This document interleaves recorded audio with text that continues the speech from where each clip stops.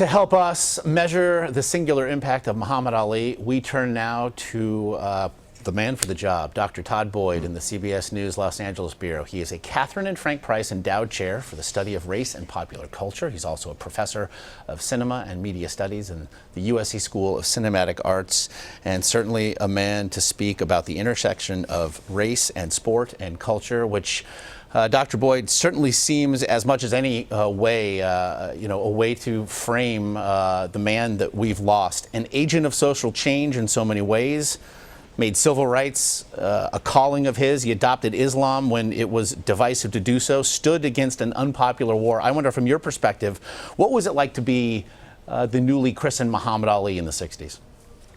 Well, after Muhammad Ali defeats Sonny Liston, this historic bout in 1964 to become, at the time, the youngest heavyweight champion in the world. He's still known as Cassius Clay.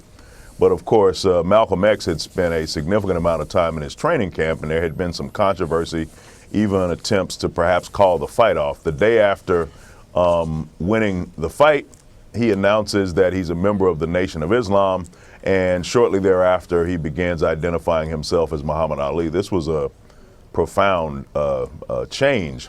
People didn't know very much about Islam at the time. One could argue they don't know much about Islam now in America. His politics were considered militant. This was the era of Martin Luther King and the Civil Rights Movement. The idea that a guy would change his given name and announce in changing it that he was doing so because the name he had been given was connected to slavery. And then, a few years later to say he was not going to go to Vietnam. No one had any way of conceiving of something like this because it had never really happened before. It's very much a part of the 60s in terms of civil rights, black power, of course, anti-Vietnam War, the counterculture. Muhammad Ali is just tied to so many of these things, and when it happened because he was visible as the heavyweight champion of the world when the sport of boxing was much more popular than it is now, and he became this living, breathing symbol of all these radical changes that were going on in American society. And he'd been the product of the Jim Crow South there in Louisville, Kentucky. He'd returned as still a teenager from Rome with a gold medal that he had discussed. He thought perhaps that would change things there, but he returned to a Louisville where he still couldn't use drinking fountains or eat in certain restaurants. And it did shape him. I know you've tweeted the following: the mainstream now wants to foreground their love for the affable Ali while suppressing the more radical elements of his persona. In the 60s and 70s, squares hated Ali because he used his razor-sharp tongue to lacerate American racism and imperialism. Again, it's that razor-sharp tongue that gave us so many sound bites that we've celebrated this past weekend. But really, it was also that which he used as an instrument for social change. No question about it. I mean, I think when we think about Ali, of course, we're talking about a figure who evolved over a very long period of time. In the 1990s, there was a different attitude about Ali. Many years after his, issues with Vietnam, going through the court system, finally making it to the Supreme Court. The 90s was this moment when Ali's image was revived at the 96 Olympics. Of course, is a very touching moment when he's lighting the torch. Everyone can see that he's visibly ill. But in the 90s, I feel like we got an edited version of Ali. Some of the more radical things he said about racism, some of the critiques he made about America's involvement in Vietnam, many of these things were suppressed in favor of offering an image of Ali rhyming, joking, being just this sort of charismatic guy that he was. And that's certainly Ali. That's a big part of who he was. But he was also very much a staunch critic of America. And I think it's important that people not see him as this, only this funny, affable boxer. They should see him as a well-rounded figure. And his politics that were very controversial, should also be mentioned alongside the fact that he was so personable. He was also a consummate performer, as we saw. He was an artist. He was a poet. Said this to you this weekend. He was hip-hop before there was hip-hop. Yes. This is also your purview as well. What sort of impact did he have on artists to come?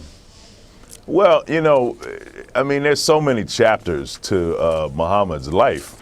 As a cultural figure, you know, as a boxer, we could talk about his skills as a boxer, but as a cultural figure, the rhyming, you know, the way he danced in the ring, the way he was able to draw attention to himself. We now talk about people promoting their brands, individual as brand. Well, in many ways, Ali is one of the first figures in American culture to be the individual as brand. You know, his style, his appearance, the way he spoke, he could make you laugh, he could make you angry.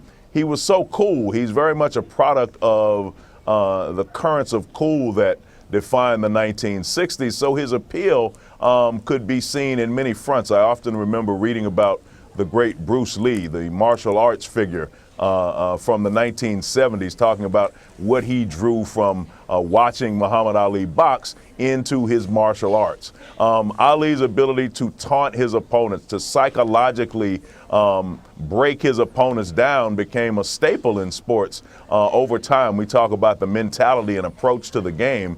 There's just so many things about him. I mean, he comes along at a time, I like to point this out, Josh, when magazine photography is probably at its height.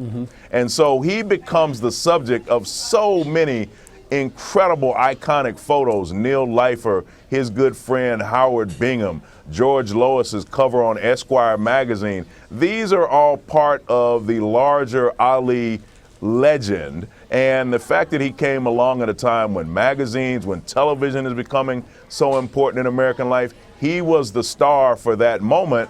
And as the star of that moment, he transcended those times to the point that we're talking about him now in such a celebratory way. He loved those cameras. He loved those microphones. He loved that red light. And boy, they all loved him back. They loved him back. That's right. He is the good doctor. Dr. Todd Boyd, great to see you, my friend. We thank you so much for your time. Thank you.